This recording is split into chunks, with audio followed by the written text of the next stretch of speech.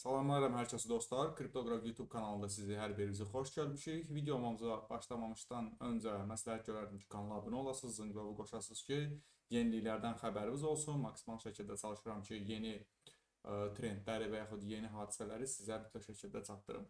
Bugünkü gündə əsasən baxacağıq altcoinlərə. Niyə görə vəziyyət budur? Altcoinlər hansı vəziyyətdədir? Ümumən almaq olarmı, olmazmı? Bütün hallarda bilməlisiniz ki, kriptovalyuta etdiyiniz bütün yatırımlar riskli yatırımlar sayılır.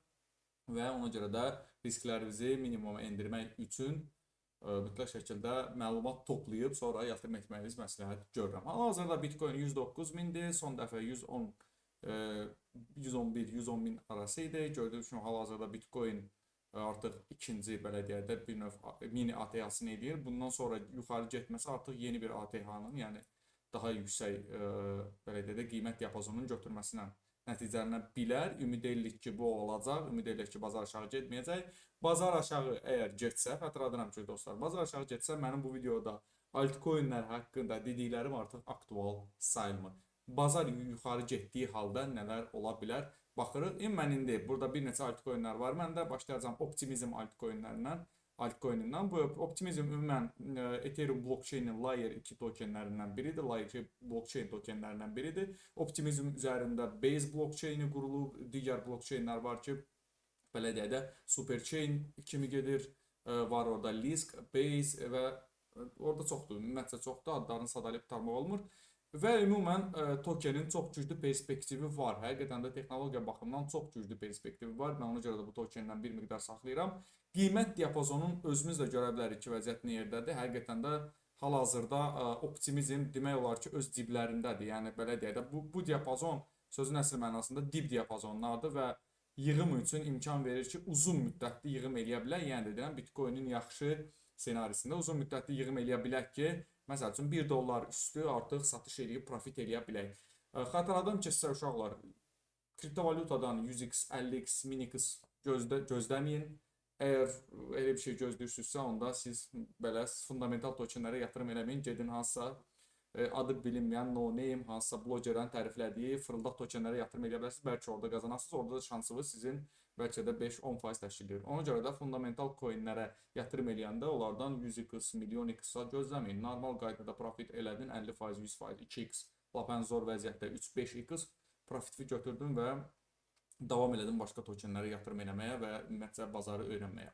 TIA kriptovalyutası var, hansı ki texnologiya baxımından çox güclü texnologiyası var. Qiyməti həqiqətən də görürsünüz hansı vəziyyətdədir. Bu coinlər ilk başda çıxanda, ümumən bu coinlərin ilk başda çıxanda qiymətinin belə yüksək olma səbəblərindən biri, ilk başda çıxanda bütün coinlərin miqdarı az olduğuna görə, yəni bazarda olan miqdarı az olduğuna görə, onlar artıq belə deyək də bazara ilk girişlərin, ilk addımlarını atanda yuxarı qalxa bilirlər. Çünki dövriyyədə azdır. Sonra artıq dövriyyədə token yarandıqdan sonra, yəni belə deyək, tokenlər unlock və yaxud belə deyək də investorların tokenləri unlock olandan sonra gördüyünüz kimi aşağı doğru başlayır gəlməyə satışlara. Gözləyirik, ümid edirik ki, əgər altcoinlər üzrə qalxış olsa, bullrun olsa, TIA üzrə heç olmasa bir 4 dollar gözləyirəm. Çünki belə deyək də buraları götürsək 4 dollar bir növ pis qiymət deyil. Əgər gəlib çıxa bilsə oradan, təbii ki, Bitcoinin yaxşı senarisində. Cake kriptovalyutası da məndə burada var. Hal-hazırda burada düzdür, daha öncə Cake kriptovalyutası ilə mən burada işlər görmüşük.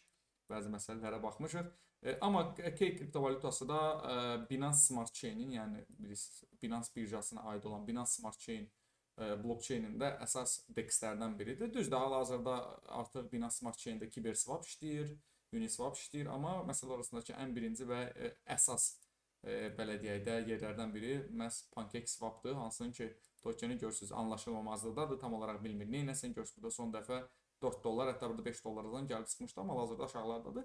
Ola bilər bir miqdar yığmaq olar, yəni ümid eləmək olar ki 5 dollar üzəri yəni gələr və orada satasan. Polygon həmçinin artıq əvvəl Matic idi, indi Polygondur, öz diblərini yaşayır, həqiqətən də çox vəziyyət pisdir bunda. Ümid edirəm ki, qalxacaq. Çünki qalxsa yaxşı qalxacaq. Bu tokenlər, ümumiyyətcə bax burada göstərdiyim tokenlər ümumən daha öncəki trendlərinə baxsaz, qalxanda çox belə risk ani qalxışlar var. Çünki artıq ən dibdədirlər və biraz kapitallaşma girən kimi avtomatik olaraq başlayırlar sürətlə yuxarı qalxmağa. Osmosis mənim həmçinin sevimli DEX-lərimdən biridir, hansını ki istifadə edirəm. Görürsünüz, Osmosisin tokeni də qalxmağa, dəhşətli dərəcədə sürətli qalxmağa meyillidir. Bax, əvvəlki vəziyyətləri görsək, Osmosis tokeni burada hardadır? 20 sentlərdən daha sonra artıq 2 dollara kimi, yəni belə deyək də orta qiymət götürsək 1.80-da kimi rahat şəkildə sürətlə qalxmışdı. Bəli, yaxşı bazar olsa niyə də yox? Görürsüz burada necə belə deyək də bir növ yığın bir yeri var, bir növ belə deyək də durğunluq var və ümid eləyək ki, bundan sonra biz Osmosis üzrə görə bilərik. Çünki Osmosis Atom, ümumiyyətlə Atom blockchainləri üzrə, yəni burada injektivdir, digər məsəl üçün TIA özü də həmçinin Osmosis onların DEX-lərindən biridir. Harda siz girib trade edə bilərsiniz. Tokeni 21 sent, yəni demək olar ki, öz qiymətindədir və demək olar ki, çox ucuzdur. Atom blockchaininə aid olan kriptovalyuta həmçinin də görürsüz, öz diblərini yaşayır. Demək olar ki, yəni 4 il, 5 il bundan qabaq hansı qiymətlərdə idisə, günümüzdə də o qiymətlərdədir. Çox qəribə bir halda, həqiqətən altcoinlərin vəziyyətinin belə olmağı heç ürəkaçan deyil, amma yenə də belə deyək də bir növ deyək, bir ümid edirik ki, altcoinlər yaxşı qalxa bilər. Ethereum Bitcoin üzrə götürmüşəm burada. Bu Ethereum Bitcoin üzrədir və hal-hazırda siz Ethereum Bitcoin üzrə günlük eləməyə, həftəlik eləyək. Həftəlik qrafik görürsüz və görürsüz ki, Ethereum Bitcoinin qarşısında hansı yerdədir. Uzun müddətli perspektivdə Ethereum yaxşı qalxış verə bilər. Ethereumda vəziyyət yaxşı olsaydı, hal-hazırda Bitcoinin 109.000 olduğu yerdə Ethereum ən azı 6-7 min dollara yaxın belə deyək də bir qiymətə malik olmalı idi, amma çox heyf ki alınmadı. Hal-hazırda əsas investorlar maraqlandıran Bitcoin'də, amma Bitcoin artıq yetərincə investisiya olunub və alternativə keçmək lazımdır. Yəqin ki, növbəti alternativ Ethereum ola bilər. Aptos da həmçinin bunlar Solana kimi kriptovalyutaların belə deyək də talehin təkrarlamağa cəhd eləyirlər. Bəlkə təkrarlaya bilərlər, bəlkə də alınmayacaq. Ona zamanla baxacağıq, amma qiyməti həqiqətən də görsəz, yəni fikir verirsinizsə altcoinlər hamısı sırf elə bil ki ən dib qiymətindədir. Yəni bəlkə də 1 ilə, bəlkə də il yarıma, bəlkə də 2 ilə ola bilər ki, burada qalxış olsun. Yəni mümkündür bu. Ona görə də mütləq şəkildə altcoinlər arasında diversifikasiya eləmək lazımdır. Yəni mən burada bir neçə altcoin göstərirəm. Bunu hələ belə yerə bir neçə göstərmirəm. Yəni sözümüz odur ki, diversifikasiya eləyin. Hərəsindən biraz. Yəni kim diversifikasiya sözünün tam olaraq mənasını bilmirsə, ola bilər insanlar hələ ki yenidir. Hərəsindən az alırsınız, müəyyən məbləğinizdə saxlayırsınız, illərlə qalır Binance hesabınızda. Binance birjasında qeydiyyat keçmək üçün də link videonun altında var. Arbitrum həmçinin də Optimizm kimi texnologik bir kriptovalyutadır. Yaxşı proyektləri var, əla proyektdir. Tokenomikada belə elə də bir bərbad vəziyyətdə deyil. Qiyməti görürsünüz, yəni də aşağılardadır. Bəlkə də bu videoya bir 3 ildən sonra, 5 ildən sonra baxanda deyəcək ki, o Arbitrum 40 sentdən olan vaxtlar olmuş. Yəni ola bilər, mümkündür. Kriptovalyutalara ümumiyyətlə çox böyük bir zaman lazım. Kriptovalyutanın qalxması üçün, yəni qiymət bərkitməsi üçün, müəyyən yerə gəlib çatması üçün, uğur qazanması üçün çox böyük bir vaxt aralığı lazımdır. SEI kriptovalyutası bu mənim xırda tokenlərdən biridir, hansına ki ümid edirəm və ona görə də portfelimdə var. Kaito bilirsiniz, bu platforma üzrə mən artıq işlər görürəm, işləmlər görürəm. Bu haqda videolarım da var. Kaito tokeninə də yatırım eləmişəm uzun müddətli. Burada belə deyək də, onsa zaten zaman elə gəlib çıxır ki, hər şey süni intellekt üzərində qurulur və Kaito tokende süni intellektlə birbaşa əlaqəsi olan tokenlərdən biri olduğuna görə bir miqdar yatırım eləyib gözləyirik. Artıq buradan da alışlarım olub mənim açığı və buralardan da alışlarım olub. Hal-hazırda zaten bu balans stake-dədir və öz işini görür, öz günün gözləyir. Ton kriptovalyutası Telegram'a aid olan Tonun ümumiyyətcə hype öldü, belə deyək, bir növ səs-küyü öldü. Əsasən Ton kriptovalyutasına səs-küyü verən bilirsiniz, Telegram botlar idi, Hamster idi, digər Notcoin idi, bunlar idi.